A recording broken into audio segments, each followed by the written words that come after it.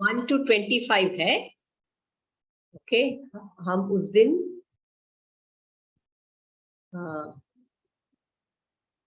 समापत्ति के बारे में हम बात कर रहे थे, राइट? या तो हम समापत्ति के बारे में हम बात कर रहे थे।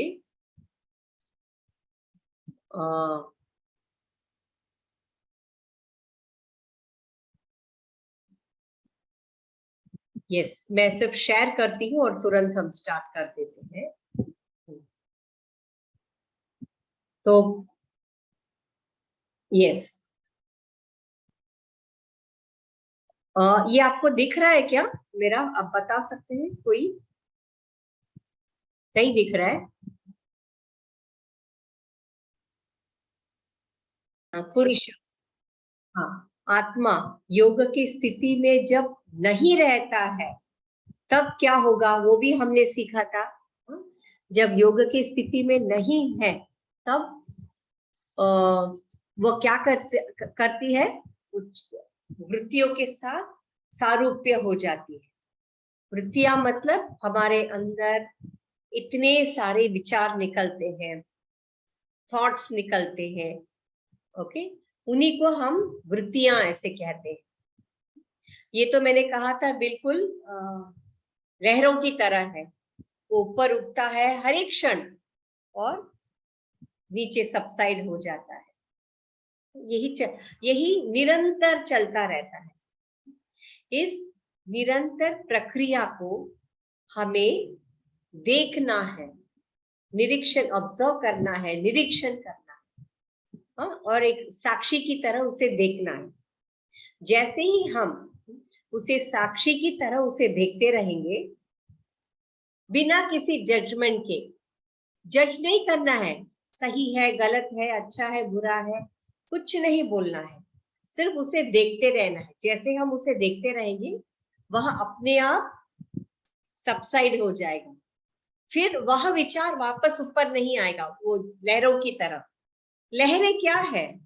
सागर की, महासागर की जो डिस्टरबेंस है उसे लहर कहते हैं। ठीक उसी तरह यह विचार भी उसी इन लहरों की तरह है। तो इन विचार के लहरों को सिर्फ हमें ऑब्जर्व करना है। ओके, तो फिर वह वृत्तियां शांत होती है। फिर हमने कहा था कि कितने तरह की वृत्तियां हैं, और फिर हमने ये भी सोचा था कि अगर वृत्तियां अच्छी है तो उनको भी समाप्त करना है, तब हम उसे योग की स्थिति ऐसा कह सकते हैं। तो फिर हमने क्या कहा था कि मैंने कहा था 3 तरह की साधक होते हैं। एक है उत्तम कोटि की, फिर मध्यम कोटि की, फिर निम्न कोटि की। ओके, हाँ, तो ये उत्तम कोटि के साधकों के लिए क्या कहा है उन्होंने? वृत्तियां कैसे निरोध करना है वो भी उन्होंने बताया है। उनको अभ्यास और वैराग्य, अभ्यास और वैराग्य करने से वृत्तियों का निरोध होता है। फिर अभ्यास कैसे करना है वो भी हमने सीखा था। पतंजलि मुनि ने बताया, सतु दीर्घ काल नैरंतर्य, सतु दीर्घ काल, दीर्घ काल तक उसी प्रक्रिया को प्रैक्टिस करते रहना है, रोज रोज। ओके, दीर्घ काल तक। और वो दीर्घ काल कब तक? जब तक हमें उसके आखिरी तक नहीं पहुंचते हैं तब तक। जैसे एक बिल्डिंग है, उसका 5 माला है। ओके, तो लिफ्ट काम नहीं कर रहा है, तो आप क्या करेंगे? आप सीढ़ी से चलते चलते चलते आपको टेरेस में जाना है। आप नीचे से चलते चलते आप लास्ट, जब तक टेरेस तक नहीं पहुंचते हैं तब तक आप चलते रहेंगे, है ना? हाँ, अगर आपको टेरेस में जाना है तो ठीक उसी तरह आपको योग की प्राप्ति करनी है तो दीर्घ काल, जब तक जैसे वो टेरेस हम अंतिम स्थिति तक नहीं पहुंचते हैं तब तक हमें अभ्यास करते रहना। ओके, ऐसा। और वैराग्य भी कहा था, और कैसे अभ्यास कैसे करना है? बिना किसी आसक्ति उसके साथ हमें करना है। ठीक है, तो ये हमने पिछले इसमें देखा था, पिछले क्लास में। ओके, तो अब हम आते हैं आगे वाले सूत्र। ओके, फिर अगर वैराग्य, वैराग्य हमें कैसे, कौन से वैराग्य मिलना है? हमें परम वैराग्य मिलना है। चित्तवृत्ति का निरोध करने के लिए हमें परम वैराग्य मिलना है। तो उसके लिए क्या क्या बताया है? तत्परम पुरुष ख्याते गुण वै तृष्ण्यम। इसका मतलब क्या है? पुरुष ख्याते, जैसे मैंने कहा था, ये योग में सांख्य में आत्मा के लिए क्या शब्द प्रयोग किया है? पुरुष। पुरुष ख्याते मतलब पुरुष के ज्ञान होने से, ओके, क्या होगा? गुण वैतृष्यम, मतलब ये जो हमें संसार के वस्तुओं का जो तृष्णा, प्यास रहता है, वह बंद हो जाएगा, उसका अभाव हो जाएगा।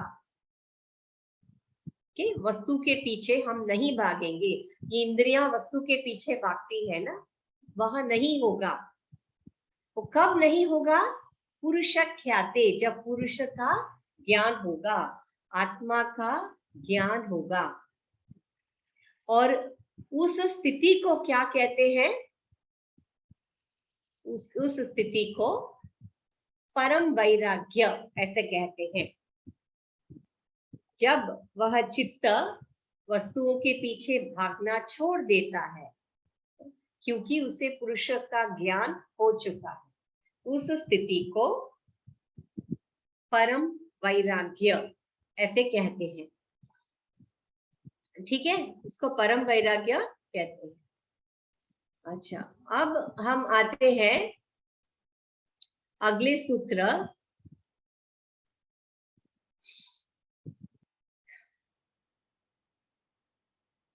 अच्छा, ये इस अगले सूत्र में, क्योंकि इस परम वैराग्य की स्थिति में ही चित्त की वृत्तियों का बंद हो जाएगा, वृत्तियां आना बंद हो जाएगी। अच्छा, अब हम देखते हैं कि कितने तरह के समाधि होते हैं, कितने तरह के समाधि होते हैं, वो हम देखते हैं। क्योंकि उस स्थिति को प्राप्त करने के लिए हमें समाधि तो करनी पड़ती है ना। अच्छा, अब समापत्ति, समाधि का मतलब क्या है? समधि, समता, धी मतलब हमारा जो ये दिमाग है, मस्तिष्क है, उसको धी बोलते हैं। वह सम रूप में रहता है, चित्त सम रूप में रहता है। वो कब रहता है सम रूप में? इसमें 3 चीजें होती है। एक है, जैसे हम किसी वस्तु के ऊपर ध्यान लगा रहे हैं, एक वस्तु के ऊपर, इसमें 3 चीजें होती है। एक है वस्तु को देखना, ठीक है, तो उसके लिए एक वस्तु की आवश्यकता होती है। ओके, और एक है वस्तु, और दूसरा है उस वस्तु के ऊपर ध्यान लगाना, ठीक है। और तीसरी बात है, उससे हम जो ज्ञान प्राप्त करते हैं, वो ज्ञान प्राप्त करने की प्रक्रिया। समापत्ति में ये 3 चीजें होती है।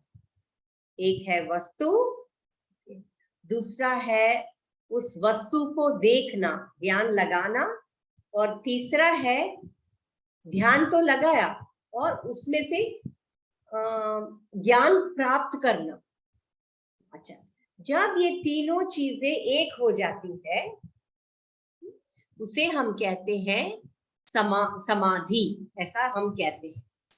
ओके, उसे क्या कहते हैं? उसे कहते हैं हम समाधि, ऐसा कहते हैं। अब यहाँ पे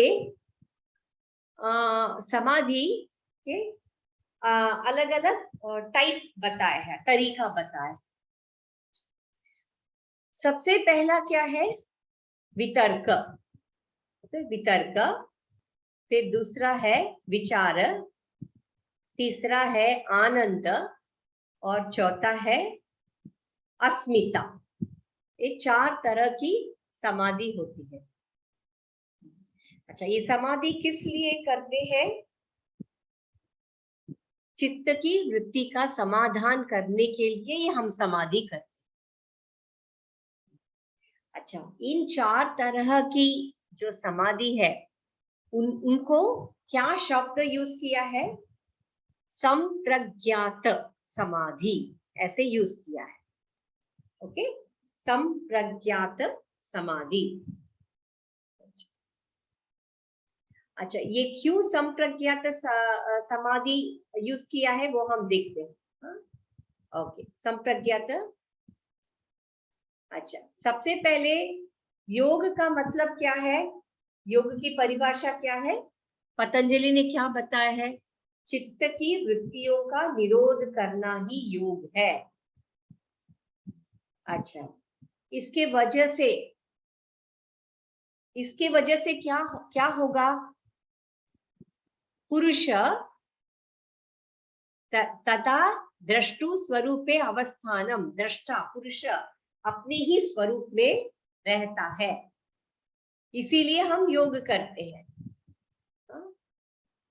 अच्छा, उसी स्थिति को मोक्ष अवस्था, कैवल्य अवस्था ऐसे कहते हैं। और ये भी मैंने कहा था, जब वह अपने स्वरूप में नहीं है तो क्या होगा? वृत्तियों के साथ सारूप्य हो जाता है, इसीलिए हमें समाधि करने की आवश्यकता है।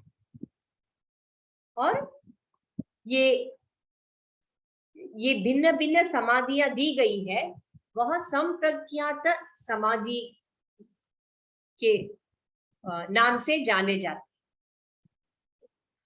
अच्छा, अब हम पहले वैराग्य का व्याख्या सीखा था। वैराग्य में क्या? वशीकार वैराग्यम ऐसे करके सीखा था, करेक्ट? पहले की इसकी। अच्छा, इस वशीकार वैराग्यम में क्या होगा? मन अपने वश में होने के वजह से वह विषयों के पीछे नहीं भागता है। ओके, इसीलिए चित्त वृत्ति का समाधान हो जाता है, विषयों के पीछे नहीं भागता इसमें, ऐसी स्थिति में। ओके, अच्छा, वह क्या करता है?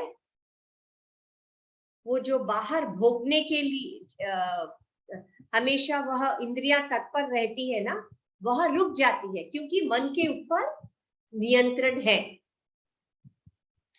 अच्छा, बाहर के जो वृत्तियां हैं उसके ऊपर तो कंट्रोल आ चुका है। अच्छा, जो पहले ही चित्त के अंदर संस्कार है, ओके, वह बीज के रूप में है, वह दिखाई नहीं देता है। ओके, हाँ, इसीलिए हमें संप्रज्ञात समाधि करना है। अच्छा, ये इन चारों क्या है? वितर्क, विचार, आनंद, अस्मिता। अच्छा, अब हमें अच्छी तरह पता है, जो बाहर से जो वस्तुओं का ज्ञान हमें कैसे मिलता है? इंद्रियों के द्वारा मिलता है। इंद्रियों के द्वारा हम अनुभव करते हैं, अनुभव तो करते हैं और उसको अंदर संभाल के रखते हैं उन अनुभव को। फिर कभी भविष्य काल में उसी तरह का कुछ सिचुएशन हमें देखने मिलता है, तो वह वृत्तियां ऊपर लहरों की तरह ऊपर आ जाती है। अच्छा, और ये कैसे होता है? इसमें कोई क्रम नहीं होता है, रैंडमली वो कैसे भी आ जाता है ना, कैसे भी आ जाता है, कोई कोई आधार नहीं है या कोई क्रम नहीं है। ओके, तो हमें क्या, ज्ञान के ऊपर हमें संशय आता है कि ये सही है कि गलत है। अच्छा, यहाँ पे हम तर्क लगाते हैं, सही है कि गलत है, ऐसे हम तर्क लगाते हैं, राइट। हाँ हाँ, ये तर्क 3 तरह के होते हैं। ओके, 3 तरह के तर्क होते हैं। हाँ, ये तर्क, कुतर्क और वितर्क। ओके, तर्क, कुतर्क और ओके। अब तर्क, कुतर्क का मतलब क्या है? अच्छा, वितर्क का मतलब है मन में अगर सत्य है, सत्य को जानने के लिए जो हम तर्क करते हैं वो वितर्क है, और संसार को हम जानने के लिए एक तरह का तर्क होता है, तो उसे हम वितर्क कहते हैं। ओके, अब कुतर्क का मतलब क्या है? कुतर्क का मतलब किसी भी हालत में मैं अपने आप को सही साबित करूं और सामने वाले को गलत साबित, इसको हम कुतर्क कहते हैं। मतलब गलत तरीके से हमें आर्ग्यूमेंट को जीतना है, गलत तरीके से, ये कुतर्क, इसका अर्थ होता है कुतर्क। कोई आधार नहीं है, कुछ नहीं है, हमारा एकमात्र उद्देश्य है कि दूसरों में गलती निकालना और खुद जीत जाना। ओके, यह होता है कुतर्क। जैसे कि एक छोटा सा उदाहरण, जैसे एक दरवाजा है, वो थोड़ा सा खुला हुआ है, तो हम क्या कहेंगे? कोई कोई कहेगा ये थोड़ा सा खुला है, और कोई और कहेगा ये थोड़ा सा बंद है, आधा बंद है, ऐसे बोलेंगे, है ना। हर कोई अपने तरीके से उस चीज को देखता है, परसीव करता है, और फिर हर कोई अपने आप को सही साबित करने में लगे हुए रहते हैं, एक दूसरे को गलत साबित करने में, सही साबित करने से अच्छा क्या करते हैं, एक दूसरे को गलत साबित करने में लगे हुए रहते हैं। हाँ, इसको कुतर्क कहते हैं। और तर्क का मतलब है, चलो हम आर्ग्यू करते हैं, डिबेट करते हैं, आर्ग्यू करते हैं, लेकिन वो समय अनुसार वह तर्क बदल भी सकता है। जो पहले सत्य था, आज वह झूठ निकल सकता है, असत्य निकल सकता है। तो समय और सिचुएशन के अनुसार वह तर्क बदल सकता है। सिर्फ वितर्क एक ऐसा है, वह एक विशेष तरह का तर्क होता है, जिसमें से हम समझने की प्रयास करते हैं, सामने जो हमारी चेतना से सामने जो वस्तु रखा है उसका ज्ञान प्राप्त करते हैं, और सही तरीके से हम उसे समझने की हम कोशिश करते हैं। और एक वस्तु वो जैसी है उसे वैसा ही अगर समझना चाहिए, तो उसे हम कह सकते हैं वितर्क। ओके, जैसे मैंने कहा था, समाधि का अर्थ क्या है? समाधि, समता, धी में समता, यानी हमारी बुद्धि, हमारी चेतना में समता लाना। तो वो किस तरह से कर सकते हैं? 4 तरह दिया है। तो उसमें से पहला है वितर्क। तो इसको हम विशेष तर्क से, हम इस वितर्क में हम कौन सी वस्तुओं को ले सकते हैं, कौन सी वस्तुओं को हम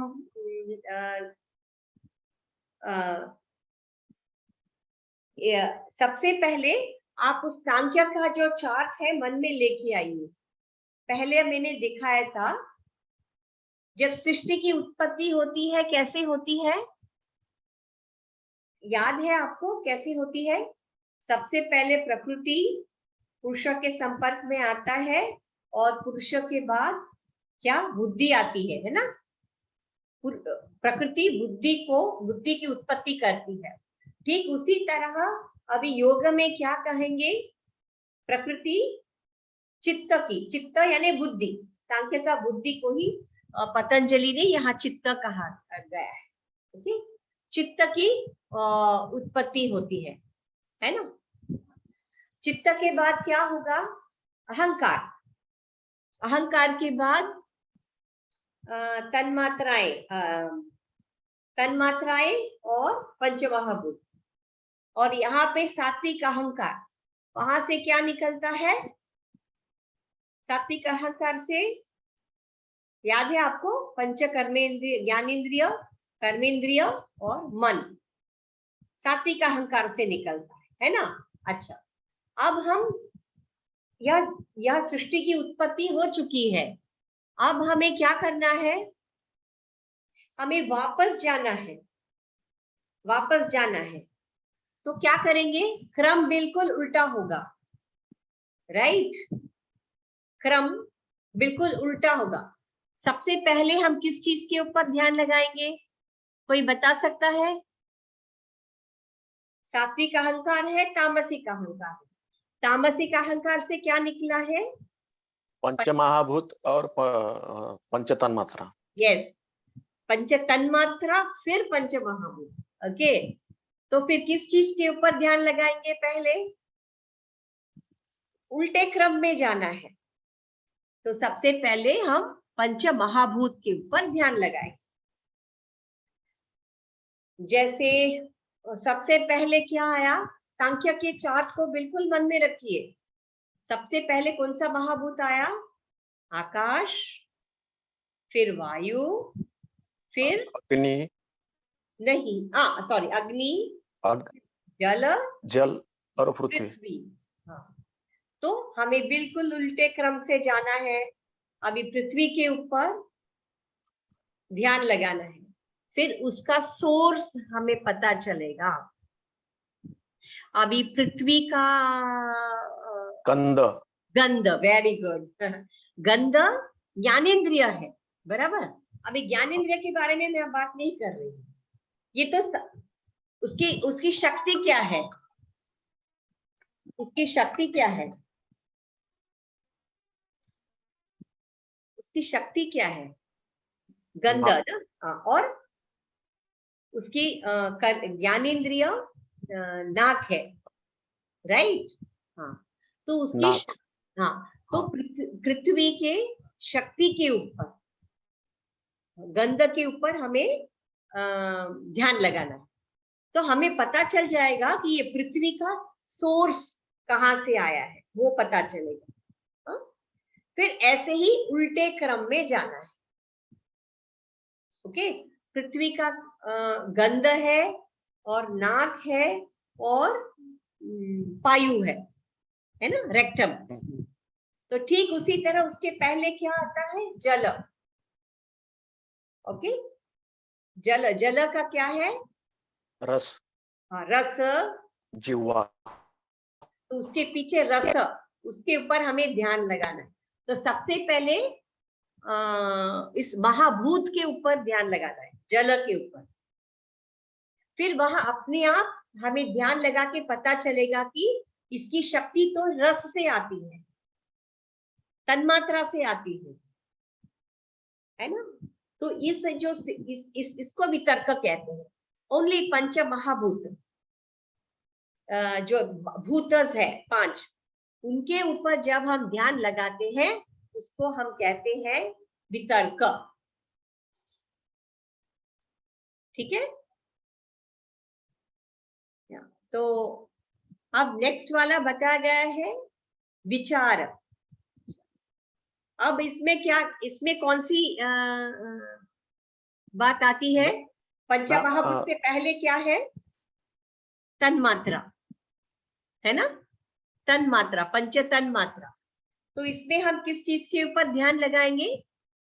जैसे मैंने कहा था पृथ्वी, पृथ्वी के ऊपर ध्यान लगाने के बाद जब हमें पूरी तरह से हम एक्सपर्ट हो जाते हैं तो पृथ्वी का गंध मतलब सुनने की शक्ति, देखने की शक्ति, सुनने की शक्ति, उसके ऊपर हम विचार करते हैं। हमें पता चलता है कि ये पंच महाभूत की शक्ति किधर से आती है, तो हम इसके ऊपर हम ध्यान लगाते हैं। अच्छा, जब उसका ज्ञान प्राप्त हो जाता है तब उसे कहते हैं विचारानुगम समाधि। वितर्क आगम समाधि, ऐसे बोलते हैं उसको शब्द। ओके, अच्छा, अब इसमें हाँ जी,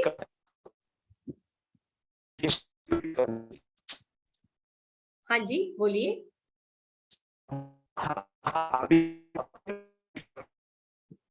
आपका आवाज कट रहा है प्रशांत जी, आवाज आपका कट रहा है।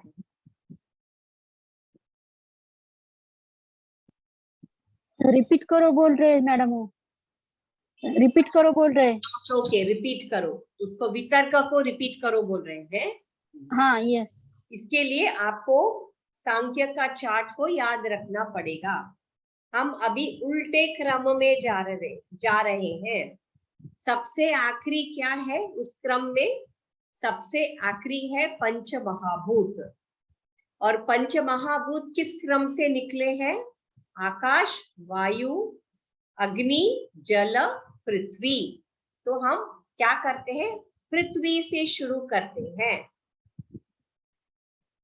पृथ्वी, उसका हमें ज्ञान हो जाता है, यह महाभूत है। हाँ?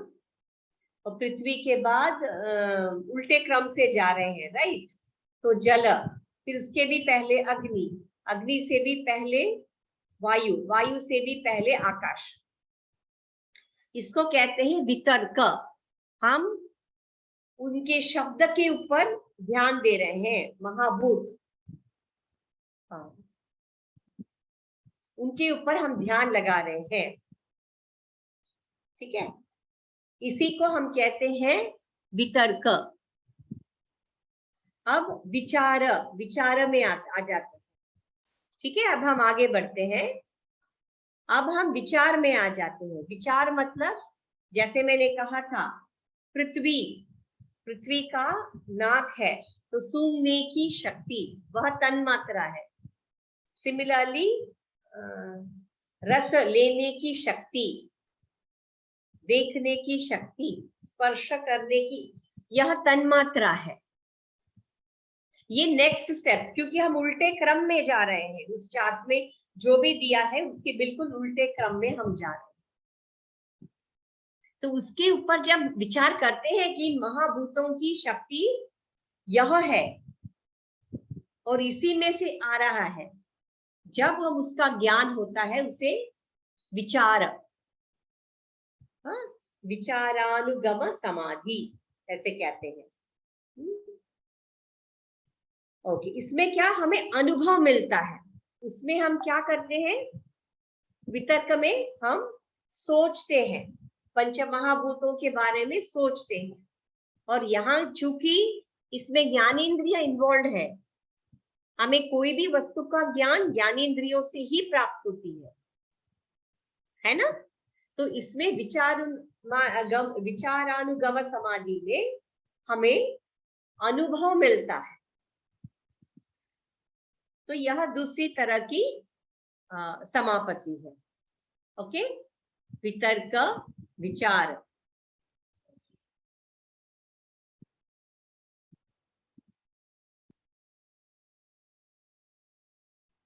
और ये समाधि में क्या दो तरह की अवस्थाएं हो सकती है। ओके, पहले तरह की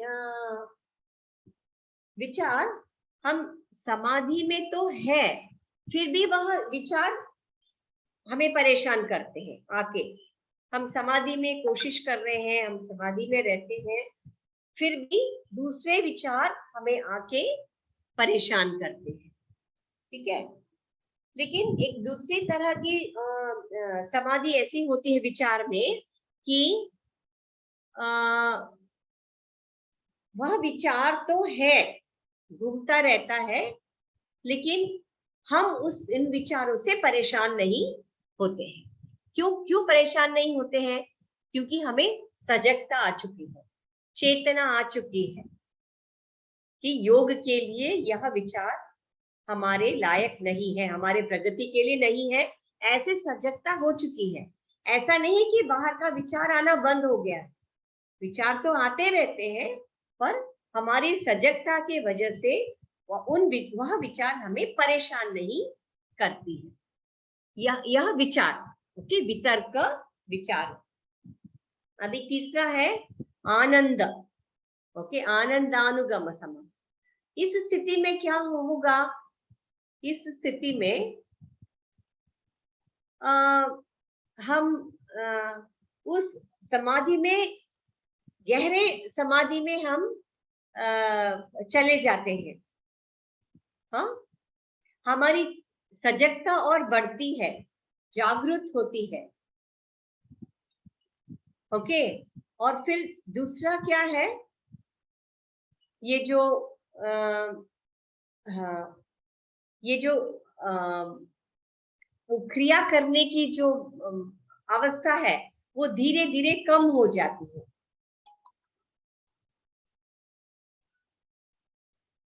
जस्ट 1 मिनट, ओके, ये बंद हो जाती है ना। हाँ, तो उस स्थिति में मन में एक अलग आनंद की अवस्था होती है। चेतना तो मैक्सिमम है, सजगता मैक्सिमम है। हाँ? हमें अच्छी तरह पता है कि किस तरह के विचारों को आने देना है, किस तरह के विचारों से दूर रहना है, हमें डिस्टर्ब होने नहीं देना है, उतनी सजगता है हमारे अंदर। तो उस सजगता की अवस्था में एक अलग से आनंद का अनुभव होता है, ओके। तो इस स्थिति को हम आनंद अनुगम समाधि ऐसे कहते हैं। यह एक ध्यान की अवस्था है, ओके। ये अनुभव हमें आते जाते रहते हैं ये विचारों के साथ, लेकिन हम डिस्टर्ब नहीं होते हैं इससे, ओके। इसको आनंदानुगम कहते हैं। अब चौथा आता है अस्मिता। अस्मिता मतलब क्या है? मैं, अहम, मैं, मेरा। अच्छा, अब यहाँ पे ध्यान और गहरी हो जाती है। अब देखिए, अब हम उल्टे क्रम में जा रहे हैं। महाभूत पे कंट्रोल पा चुके हैं। अभी विचार में तन्मात्रा के ऊपर कंट्रोल पा चुके हैं, राइट। तन्मात्रा के ऊपर कंट्रोल अगर पा लिए तो क्या होगा? ऑटोमेटिकली ज्ञानेंद्रिय, कर्मेंद्रिय के ऊपर भी कंट्रोल हो चुका है, नियंत्रण हो चुका है ना। क्योंकि हर एक महाभूत का हर एक ये होता है, तन्मात्रा होती है ना। तो अब उसके ऊपर क्या है चार्ट में? अहंकार है। अभी यहाँ नीचे का प्रॉब्लम सॉल्व हो चुका है हमारा, महाभूत का और तन्मात्रा, ज्ञानेंद्रिय, कर्मेंद्रिय का प्रॉब्लम अभी सॉल्व हो चुका है। उसके ऊपर अहंकार, अस्मिता, यहाँ पे हम और गहरी समाधि में जाते हैं। यह चौथी तरह का समाधि है। यह जैसे ही गहरी अवस्था में, हम ध्यान की अवस्था में जाते हैं, हमें किसी चीज का, वस्तु का पता नहीं रहता है, लेकिन हम सबका होश चला जाता है, लेकिन सिर्फ एक ही रहता है।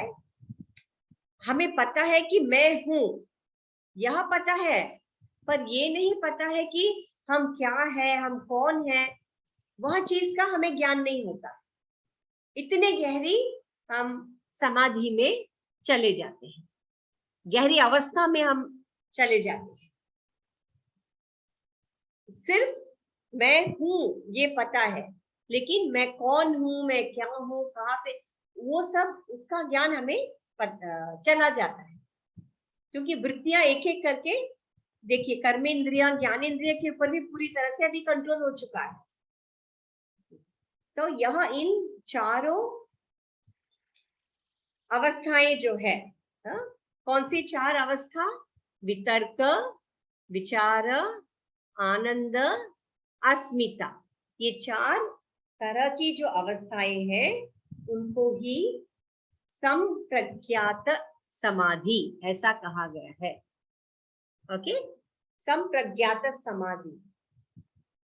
संप्रज्ञात मतलब हमें अभी भी प्रज्ञा ज्ञान है कि हम हैं, उसका अभी भी ज्ञान है, इसीलिए इसको संप्रज्ञात समाधि ऐसा कहा गया है।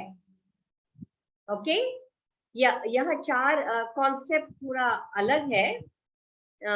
आपको वापस रीड करना पड़ेगा, आप रीड करते रहिए तो आपको समझ में आ जाएगा। ये चार तरह की वितर्क, विचार और अस्मिता, आनंद और अस्मिता, इन चारों प्रकार की समाधि को संप्रज्ञात समाधि ऐसा कहा गया है। क्यों?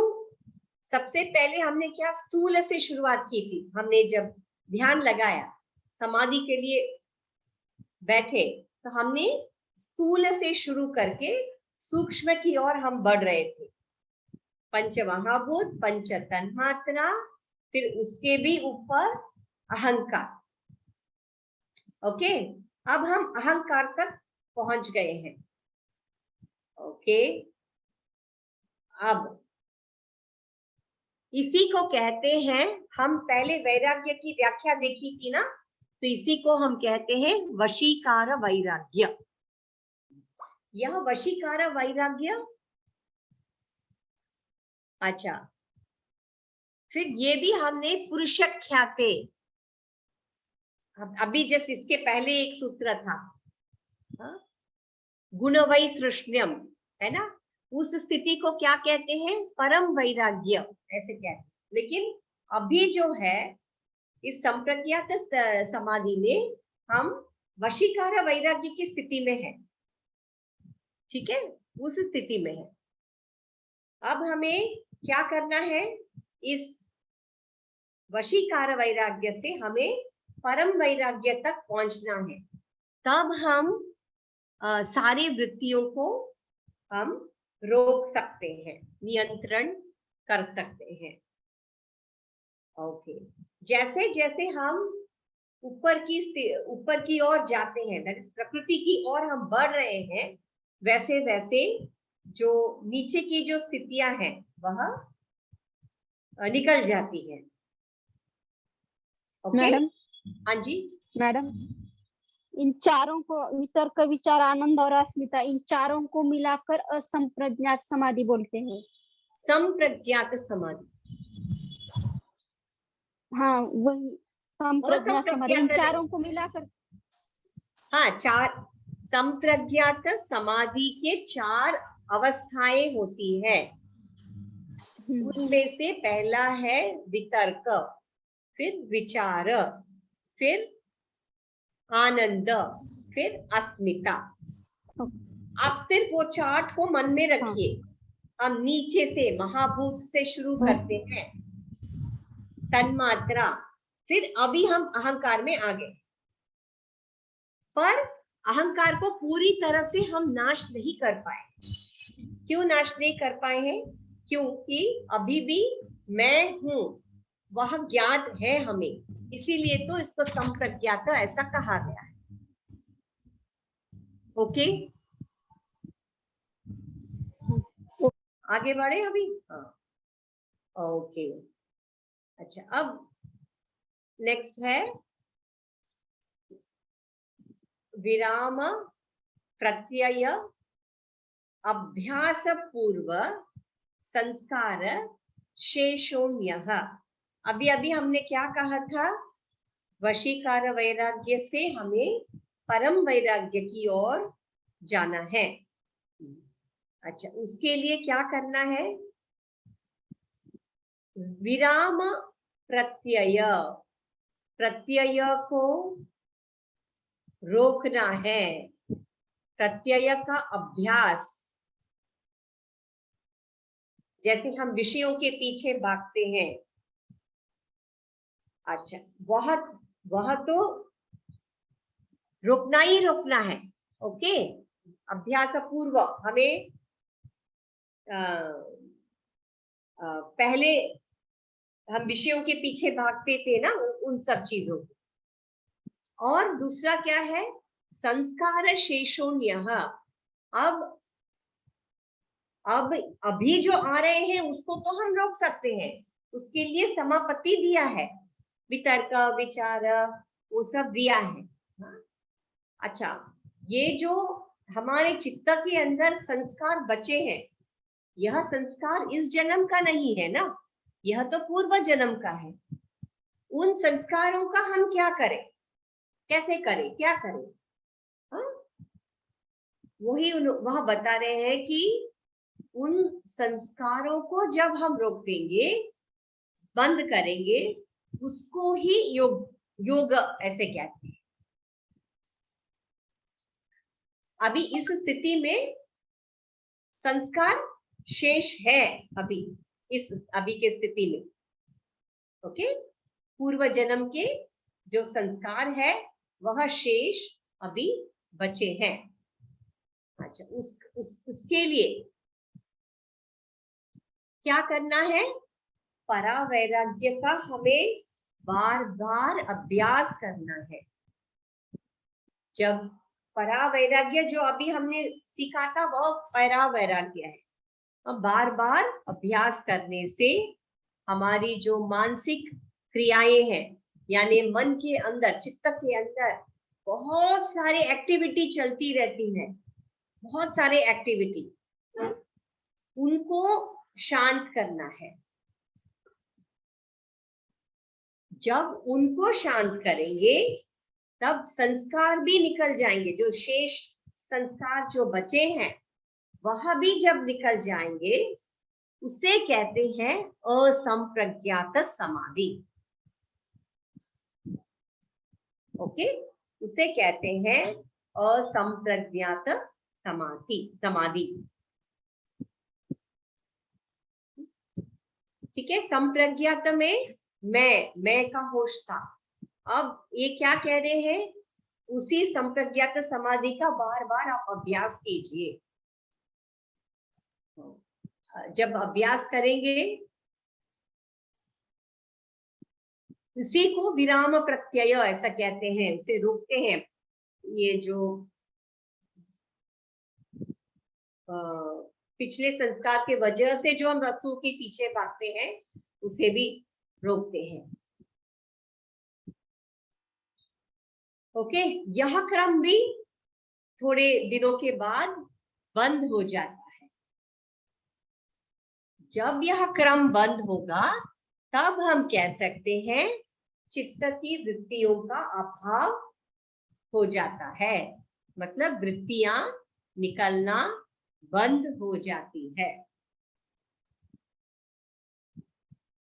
तो अब क्या कहेंगे, इतने देर हम परावैराग्य के बारे में बात कर रहे हैं। अब यह स्थिति जब हम इस स्थिति में जब हम पहुंचते हैं, इसे परम वैराग्य ऐसा कहते हैं। ओके, और उस समाधि की स्थिति को असंप्रज्ञात समाधि ऐसा हम कहते हैं। हम नहीं, पतंजलि मुनि ने ऐसा कहा, हम उसे फॉलो कर रहे हैं। ओके, अच्छा, इस स्थिति को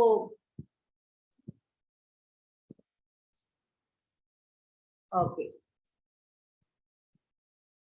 अब इस असंप्रज्ञात स्थिति में अभ्यास क्रम समाप्त हो जाता है, बंद हो जाता है। ओके, लेकिन क्या रहता है? सिर्फ बीज, उन संस्कारों का जो बीज है वह रहता है। ओके, उसी को कहते हैं संस्कार शेष रह जाते हैं। कहते हैं ना, उस सूत्र में आया था ना, संस्कार शेष रहना मतलब संस्कार तो मिट गया है पर उन संस्कारों का जो बीज है, बीज अभी भी बाकी है। तो उस स्थिति को हम असंप्रज्ञात समाधि ऐसा कहते हैं। यहाँ पे हम देखिए चित्त तक आ चुके हैं। अब तक हम अहंकार में थे, हाँ, अहंकार तक पहुंच गए थे।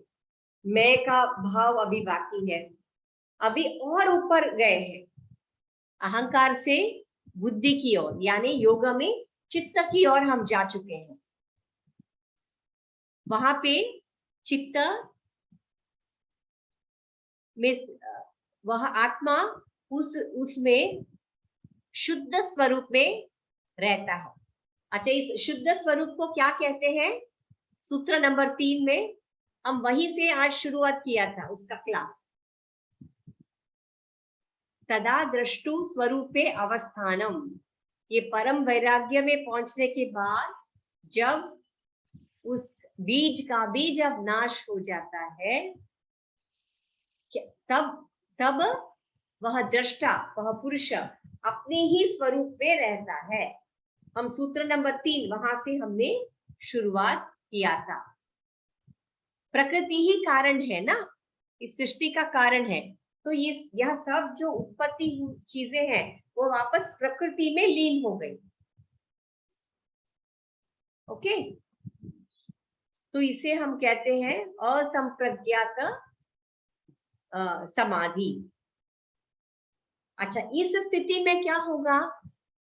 जो हमारा जो चेतन मन है, चेतन मन, मैंने बताया था ना, अंतःकरण में चेतन मन भी है, सबकॉन्शियस माइंड भी है। मैंने कहा था ना, चेतन मन भी है और यह चेतन मन की जो सारी क्रियाएं बंद हो जाती है। क्यों बंद हो जाती है? इसीलिए बंद हो जाती है क्योंकि वृत्तियों का आना बंद हो चुका है ना, तो वो क्रियाएं सब बंद हो जाती है। लेकिन ये जो अचेतन मन रहता है, कॉन्शियस माइंड और अनकॉन्शियस माइंड ना, ये जो अचेतन मन रहता है उनमें पूर्व जन्म के जो संस्कार वह रह जाता है। ओके,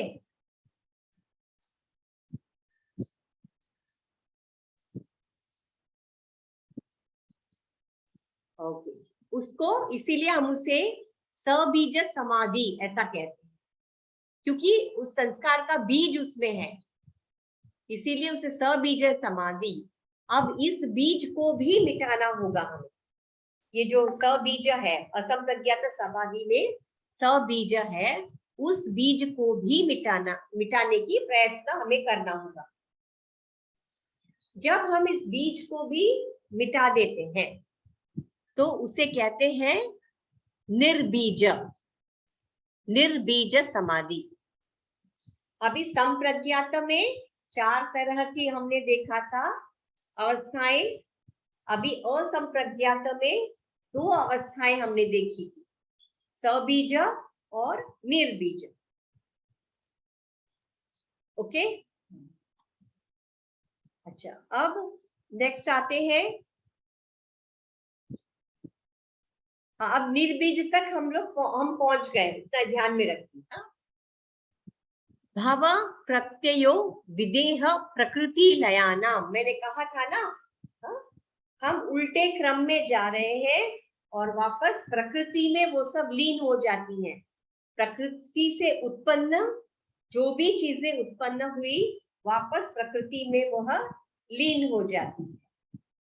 ओके, तो उसे भव प्रत्ययो, विदेह प्रकृति लयानाम, मतलब इस स्थिति में हम क्या कहते हैं, विदेह और प्रकृति लय, दो तरह के योगियां होते हैं, विदेह और प्रकृति लय। योगियों का ये उनके मन में भव प्रत्यय, भव प्रत्यय वह हम इस अभी हम असंप्रज्ञात समाधि के बारे में हम बात कर रहे थे, ठीक है। उसमें दो भेद है, एक है सबीज और दूसरा है निर्बीज। सबीज में चेतन मन जो है, कॉन्शियस माइंड, उसकी क्रियाएं बंद हो जाती है, यानी हमने प्रयत्न करके हमने वृत्तियों का निरोध करने की कोशिश की है, लेकिन जो अचेतन मन में पूर्व जन्मों के अभी भी संस्कार है, अच्छा, उसको मिटाना है, जो ऑलरेडी है उसको मिटाना है। ओके, तो ये सबीज जो समाधि है, सबीज से हमें निर्बीज की ओर आना है। ओके,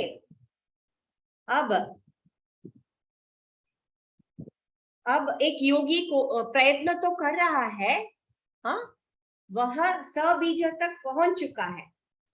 ओके, अब मान लीजिए सबीज तक पहुंच चुका है, पहुंचने के बाद निर्बीज मिलने से पहले ही उसकी मृत्यु हो जाती है, ठीक है। सपोज ऐसा समझिए कि उसमें होने से पूर्व ही, अच्छा, अब उनका क्या करें, वह बीज रूप में आपको रहेगा वह वृत्तियां, तो उसे पुनर्जन्म धारण करना पड़ता है। ओके, और पुनर्जन्म धारण करने के बाद भी वह जन्म उसका अंतिम जन्म होगा। आप कितने योगियों को देखा होगा ना आपने, अच्छा, तो वही उनका आखिरी जन्म होगा, और उस जन्म में, आखिरी जन्म में वो क्या करते हैं, वह उस बीज को भी नाश कर देते हैं। ओके, इसमें क्या, पूर्व जन्म की जितने भी स्मृतियां हैं, उसे उसका सारा योग साधना की कोई आवश्यकता ही नहीं है, तो वह स्मृतियों का नाश करते हैं। कैसे नाश करते हैं, कुछ मैजिक करते हैं क्या, कुछ मिरेकल कर नहीं, वह सिर्फ दृष्टा, उनको पता है कि ऑलरेडी पता चल चुका है कि मैं आत्मा हूं, उस स्थिति में, हाँ, मैं शरीर नहीं हूं, मन नहीं हूं, अहंकार नहीं हूं, मैं आत्मा हूं, ऐसा समझ चुका है उनको। तो वह क्या करते हैं, एक साक्षी की तरह उसे सिर्फ देखते रहते हैं, उन संस्कारों को, उन्हें इतना कंट्रोल है, वह सिर्फ एक साक्षी की तरह वह देखते रहते हैं। ओके, और उनके जीवन में कुछ भी घटना घटित होती है, हाँ, वह कोई प्रतिक्रिया नहीं देते हैं, क्योंकि उनको सत्य ऑलरेडी जान चुके हैं, सत्य। तो चूंकि वह सत्य जान चुके हैं, उनके अंदर इतनी सहन शक्ति होती है। ओके, सहन शक्ति बहुत होती है, क्योंकि वह सत्य जान चुके हैं, कोई प्रतिक्रिया नहीं देते हैं, सिर्फ और सिर्फ उसको देखते, एक दृष्टा की तरह, एक साक्षी की तरह वह देखते रहते हैं। उस स्थिति में वो हमारी आपकी बस की बात नहीं है, मैं उस स्थिति की बात कर रही हूँ। हम भी प्रयत्न करेंगे तो हम भी ऐसा कर सकते हैं, इसीलिए उन्होंने पतंजलि ने हमें ये सूत्र दिया है। ओके, वह केवल एक साक्षी होकर देखते हैं, देखते रहते हैं, हाँ? कोई प्रतिक्रिया नहीं करते हैं, ऐसे करते करते सिर्फ उनको यह ज्ञात हो चुका है, ये मेरे पूर्व जन्म के कर्म का फल है, मुझे प्रतिक्रिया नहीं करना है, मुझे साक्षी की तरह देखना है। हाँ, वह करते करते उनकी इतना चेतना सजगता ज्यादा है कि वह नए संस्कार का निर्माण होने नहीं देते।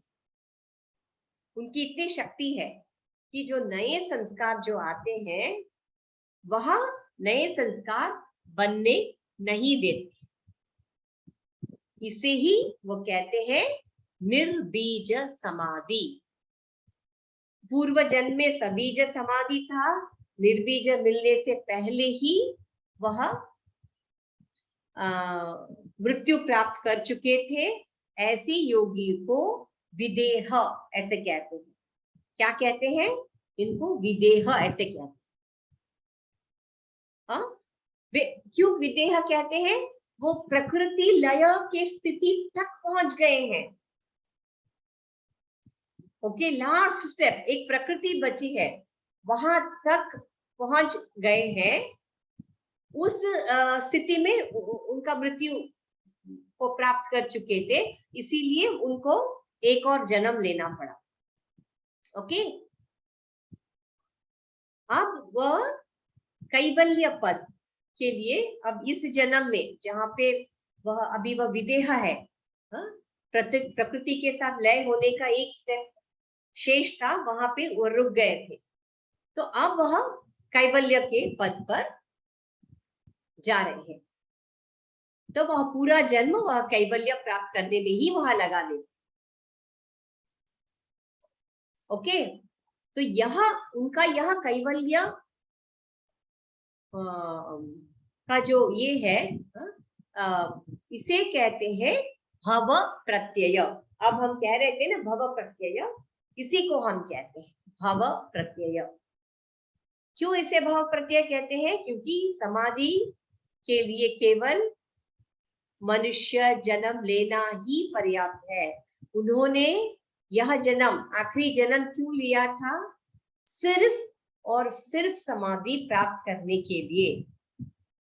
हमारा भी ध्येय वही होना चाहिए, लेकिन इतना आसान नहीं है, हो नहीं पाता है। बहुत साधना करनी पड़ती है, फिर हमें उस बीज का भी नाश हम कर सकते हैं। फिर बीज को नाश करने के बाद हमें निर्बीज समाधि प्राप्त होती है। और इस निर्बीज समाधि दो प्रकार के होते हैं। वह है भव प्रत्यय, भव प्रत्यय, उपाय प्रत्यय। ओके, भव प्रत्यय